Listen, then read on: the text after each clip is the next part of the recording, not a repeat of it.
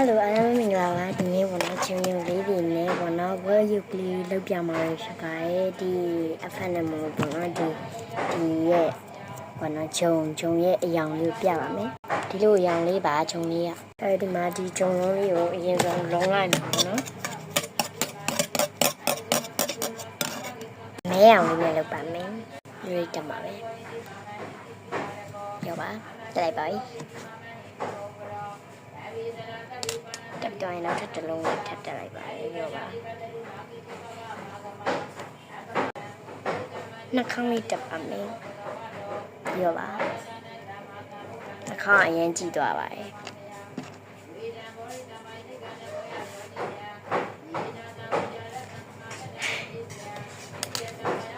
စိတ်မရှိရလို့လည်းရွက်တက်တာမပြတော့ပါဘူးဒီကိုလက်ကလေးချောက်လေးတက်ပါမယ်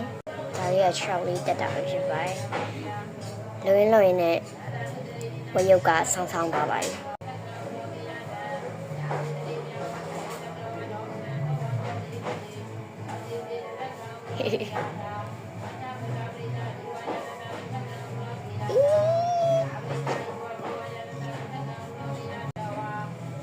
တိုင်းဖြစ်သွားပါ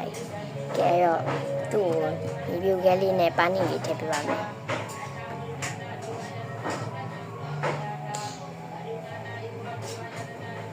လေးထည့်ပြီးတော့ပါ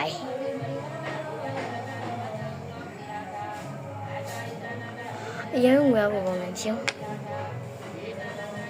ဘယ်လိုလဲထောင်းရအေးရကြလားဒီပေါ်တင်ထားလိုက်ပါမယ်ဒါဖုန်းထောင်နဲ့ပေါ်နော်အဲ့ပေါ်လေးကိုတင်ထားလိုက်ပါမယ်ဦးရကြလေးပါဒါအရင်တော့လှုပ်ထားတဲ့ရေပွဲလေးပေါ့နော်ဒါလေးကစုံးရေပွဲလေးပါအရာဆုံးရေပွဲလေးပါဒါလေးကကြတော့ပေါ့နော်နေကြပန်းကိုပန်းရောင်လုပ်ထားတာပေါ့နော်အဲ့ဒါကိုအထဲကအဝါရောင်မရှိလို့ပေါ့နော်အခြားရောင်နဲ့လုပ်ထားဒါလေးကကြတော့ရေပွဲကစုရထားတယ်ပေါ့နော်ဟာလေးဒါလေးကကြရေပွဲအကောင်လေးပါစားခြင်းစားတော့ပါအောင်မဲကြည့်ပြီးရယ်ကျေးဇူးတင်ရှိပါတယ်ဘိုင်ဘိုင်